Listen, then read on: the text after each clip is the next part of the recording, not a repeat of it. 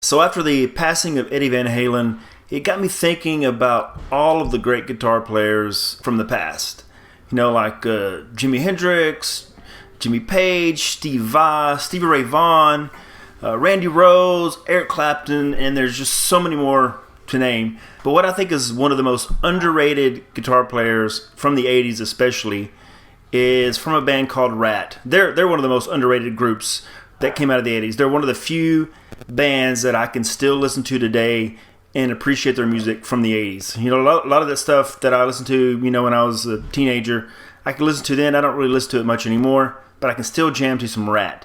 And I think one of the most underrated guitar players of all time is Ratt's guitar player, Warren DeMartini. So this isn't really a reaction video because I've heard all these solos before, but I found a video online. It was Epic Warren DeMartini solos, and I'll give this guy credit. I'm kind of stealing his video. It's the guy's. I'll put a link to this guy's channel below if you want to check it out. I haven't even checked it out. I just came across this video. It's Eddie Wannabe 1984. This is the guy's channel I took this video from because he had it all laid out there for him. He has all of Warren DeMartini's solos from a bunch of Ratt songs.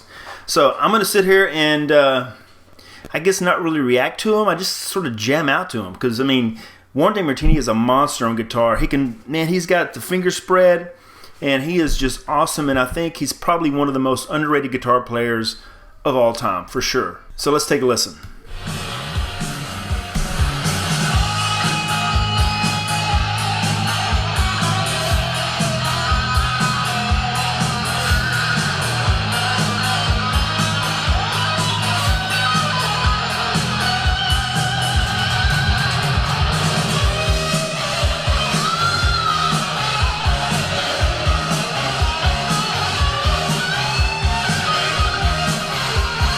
Listen to that. I mean, just shredding that guitar, man.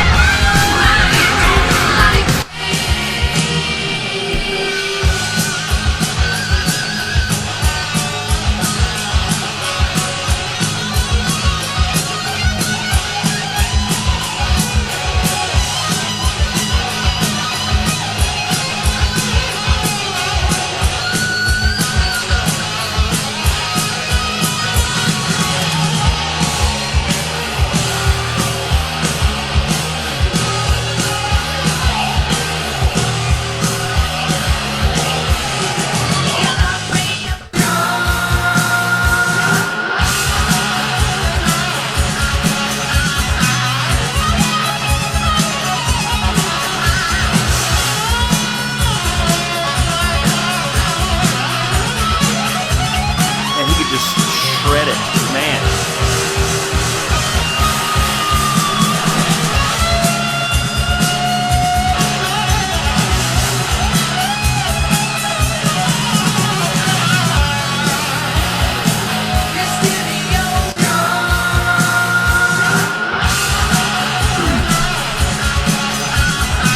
This is the outro solo.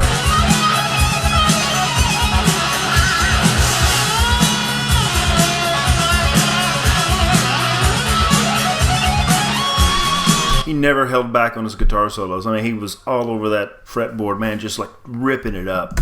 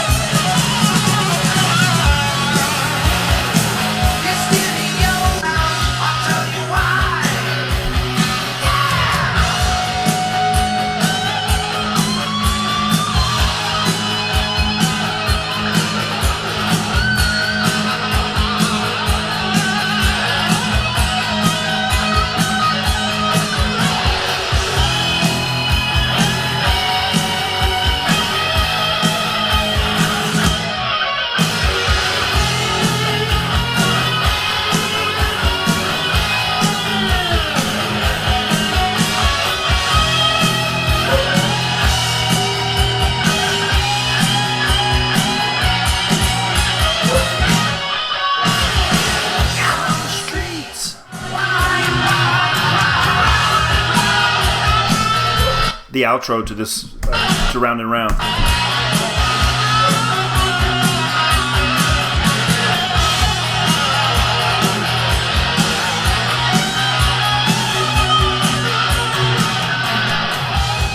Song fades out and he's still just ripping it up.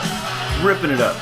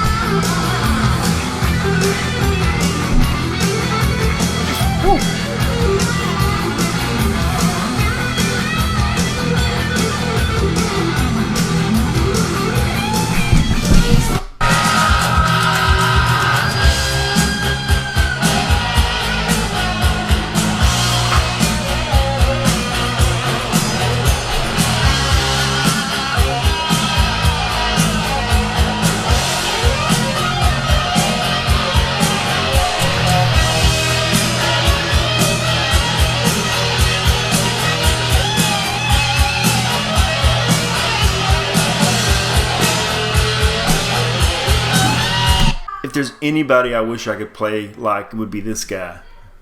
He's a monster.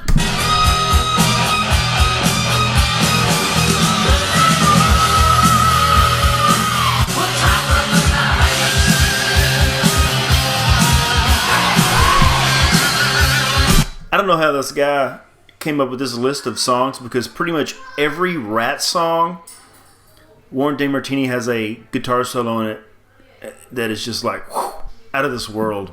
He's incredible. Really is.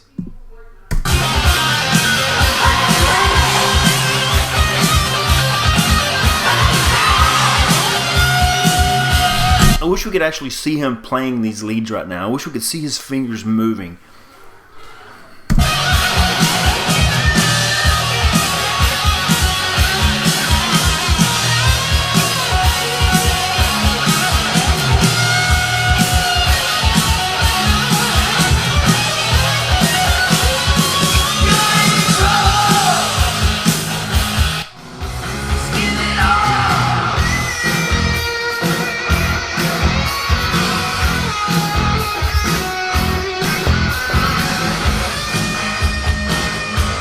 Invasion of Your Privacy, their best album ever. Love this album. It's even better than the first one that had Round and Round and all the hits on it, you know, when they first came out. But Invasion of Your Privacy, every freaking song is just freaking badass.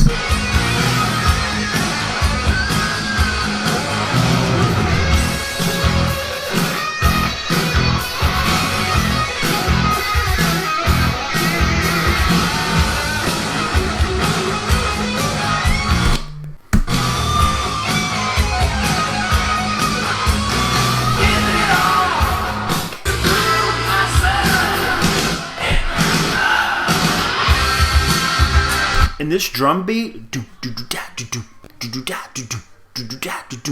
incredible, very original, and his lead part on top of this is just fantastic.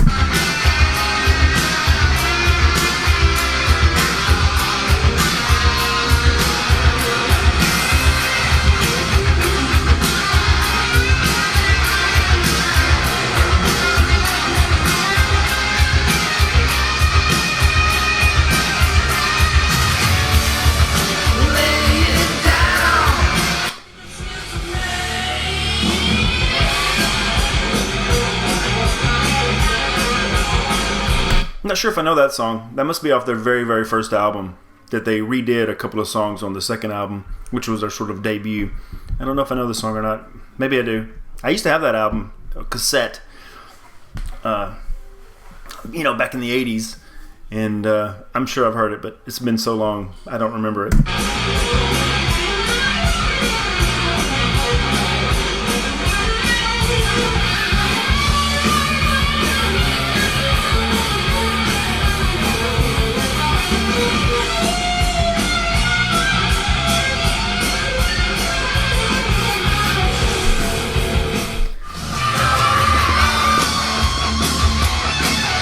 First track off of Invasion of Your Privacy. Love this song.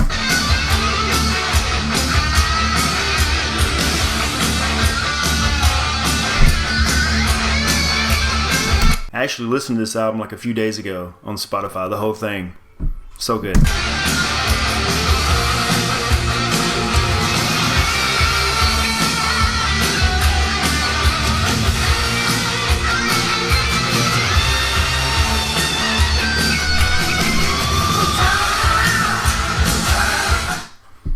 There we go. And when Warren DeMartini and Robin Crosby would do like those harmony leads, they would sound so good. And they would like swap off, even during songs, they would swap off solos, And Robin Crosby was a great guitar player too, but I think Warren DeMartini is probably, not probably, he is one of the most underrated guitar players of all time, especially from the 80s. I don't know what he's doing these days. He's not playing with Ratt. I know Rat's out on the road, and they were before COVID started, and he's not playing with them. So it'd be cool if they ever got back together and hit the road and made another album. Their last album, which came out in 2010, Infestation, is really freaking good. I don't know if Warren DeMartini played on that album or not, but the album is really good because Stephen Pearcy sounds good on it because he's not the best singer live. Because I know back in the 80s what they would do, Beau Hill is the one who produced those albums in the 80s, like probably 3 or 4 or 5 of them, I'm not real sure. And I asked him, I interviewed him for a documentary I'm working on, and I asked him, I said, how did you get that effect on Stephen Pearcy's vocals?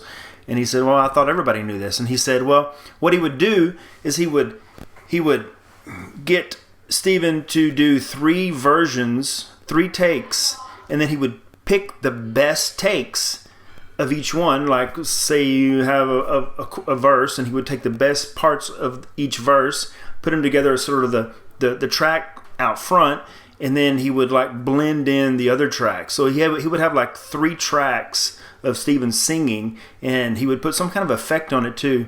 That's why it sounded so, I don't know, it has a really unique sound that I think nobody has ever been able to duplicate. I mean, I love the sound. He doesn't sound good live.